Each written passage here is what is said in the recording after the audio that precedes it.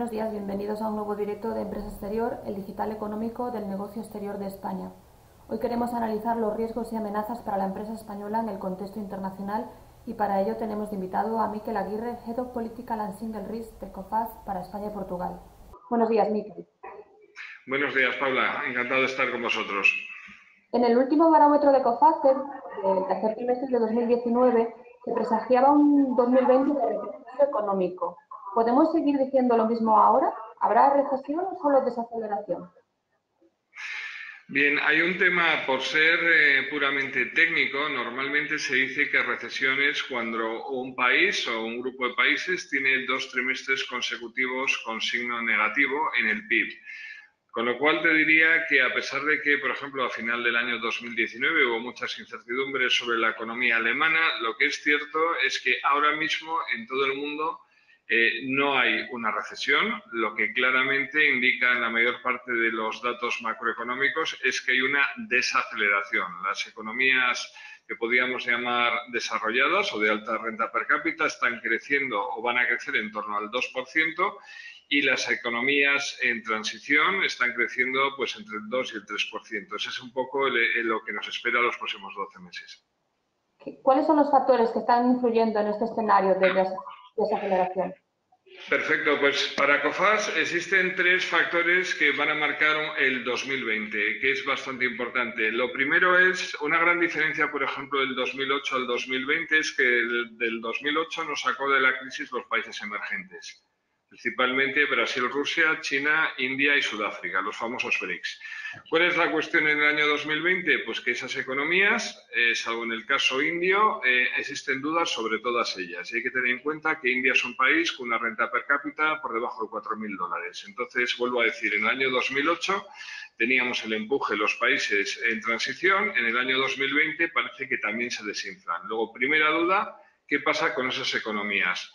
Segunda duda muy importante, ¿qué sucede con las monedas de los países emergentes? La mayor parte de las economías en transición, 2 ejemplos clarísimos son Turquía y Argentina, tienen mucha deuda en dólares. Su moneda no deja de depreciarse respecto al dólar, luego lo que hace es que su capacidad de pago al exterior sea mucho peor. Luego tenemos situación de China, economías emergentes y la última variable que nos parece que está influyendo en la desaceleración mundial es el precio del crudo. Gente muy experta en precio de petróleo hablaba de que en el año 2020 iba a estar entre 60 y $65 y ya en la tercera semana de enero estamos ya en los $65. Así que la subida del petróleo va a ser buena para los países productores, pero va a ser mala para los importadores y para el comercio mundial. Hablando de comercio mundial, ¿cuáles son los principales riesgos y amenazas de este momento?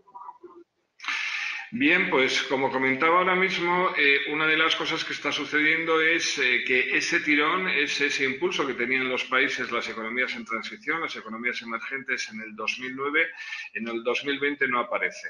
Le hemos pedido a China que pasa de ser un país exportador a un país consumidor y lo que ha sucedido es que su crecimiento, siendo fuerte, por encima del 6, está siendo menor.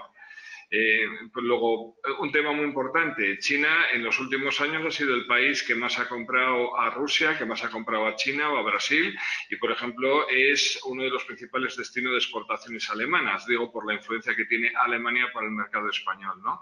Esa es una cuestión que es importante. Y luego hay una cuestión que hay que poner encima de la mesa, que es la apreciación del dólar. Estados Unidos tiene el mayor déficit comercial del mundo y, sin embargo, el dólar es una moneda que sigue siendo fuerte. ¿Por qué sigue siendo fuerte? Porque tiene una diferencial de tipos positivo respecto a la eurozona. Si las inversiones del mundo se van a Estados Unidos, el dólar se va a mantener fuerte y, una vez más, por ejemplo, la factura del carburante, la factura del petróleo nos va a salir más caro a todos los exportadores españoles. En ese barómetro de COFACE del año pasado detectabais, leo textualmente, numerosas señales positivas que evidencian una toma de conciencia y que los gobiernos y los bancos centrales están movilizándose para hacerle frente a la desaceleración económica. ¿Cuáles son esas señales, Miquel? Muy bien, pues siempre que hay que quedarse con temas positivos. Hay que recordar, por ejemplo, ahora la gente dice en el año 2020 que la zona del mundo que más está creciendo es el sudeste asiático, lo cual es totalmente cierto, pero no hay que olvidar que en 1997 Indonesia, Tailandia, Malasia, Singapur, Hong Kong, todos esos países suspendieron pagos. ¿Qué es lo que pasó en aquella época? Pues que en plena crisis financiera se subieron los tipos de interés. Cuando tienes unos países con una alta deuda y subes los tipos de interés, lo que haces es que todavía la deuda sea más difícil de pagar. ¿Qué es lo bueno que ha sucedido desde el año 2008? Pues parece que la Reserva Federal y el Banco Central Europeo han estado muy alineados en dar un mensaje a los mercados de vamos a mantener los tipos de interés bajos mientras el consumo no se reactive. La buena noticia para los norteamericanos desde el 2016 es que han podido subir paulatinamente los tipos de interés porque la economía está pujante, está funcionando, y en Europa hoy por hoy seguimos con tipos de interés negativos. Así que el dato positivo es que los bancos centrales, una de las cosas que han aprendido, seguro entre otras muchas, es que en época de crisis no se puede subir los tipos de interés cuando el apalancamiento es muy elevado, porque si no lo que conviertes es en la deuda más difícil de pagar.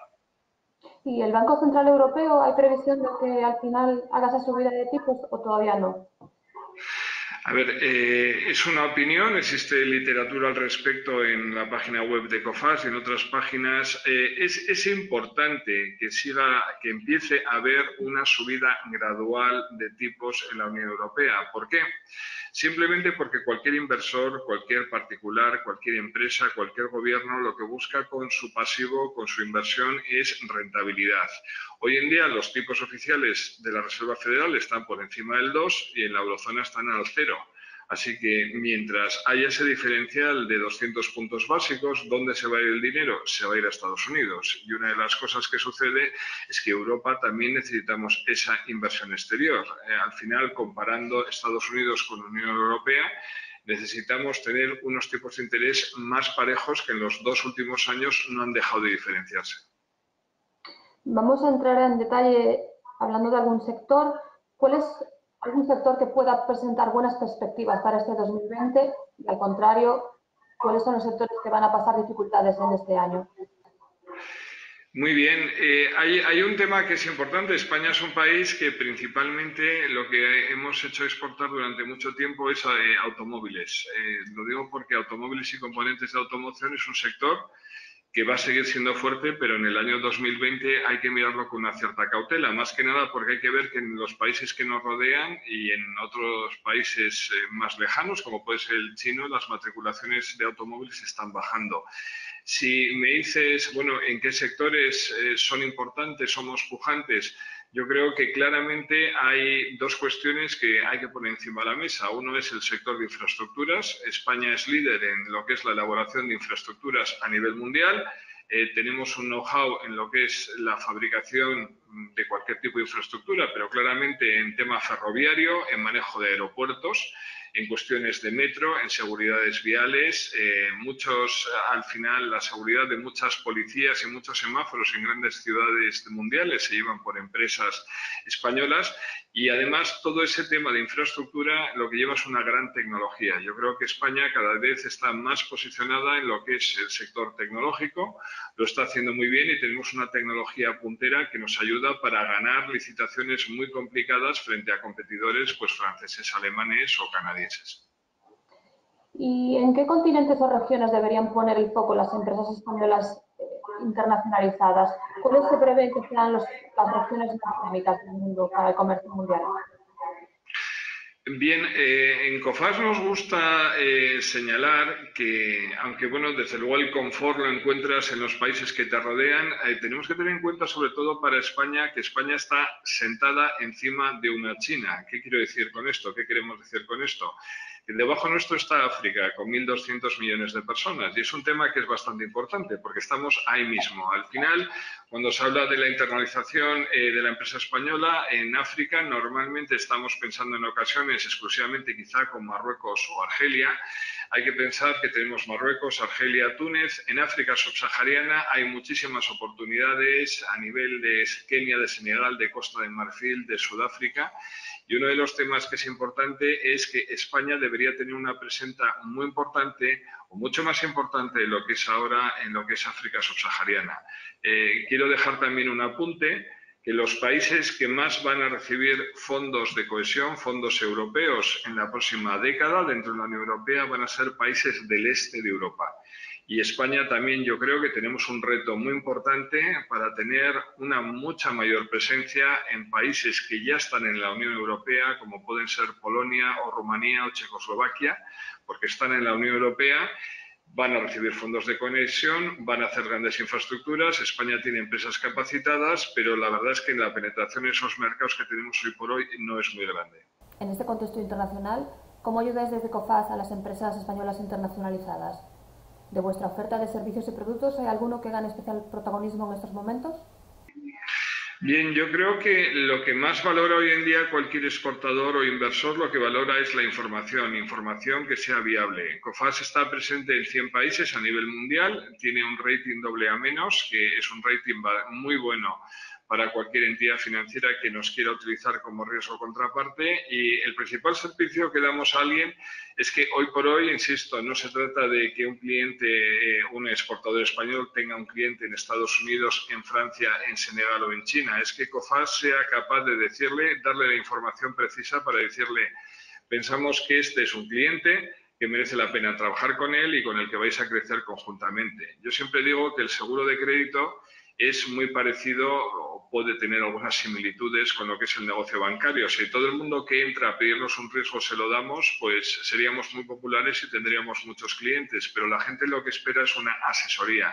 Yo creo que algo que también tenemos que decir a la gente es: ten cuidado con este país o ten cuidado con las incertidumbres que están sucediendo en este país, porque al final puedes tener problemas y son mucho mayores si entras en ellos ahora, y lo que tienes que hacer es buscar otras alternativas. Muchas gracias, Miquel Aguirre, Head of Political and Single Risk de COFAS en España y Portugal, por tu presencia en este directo de Empresa Exterior. Pues muchas gracias, Paula, muchas gracias a vuestros oyentes y hasta cuando queráis. Gracias también a todos los espectadores por estar al otro lado de la pantalla. A quienes no hayan podido ver la entrevista completa, os recordamos que podéis volver a verla en nuestra web www.empresaexterior.com. Hasta pronto.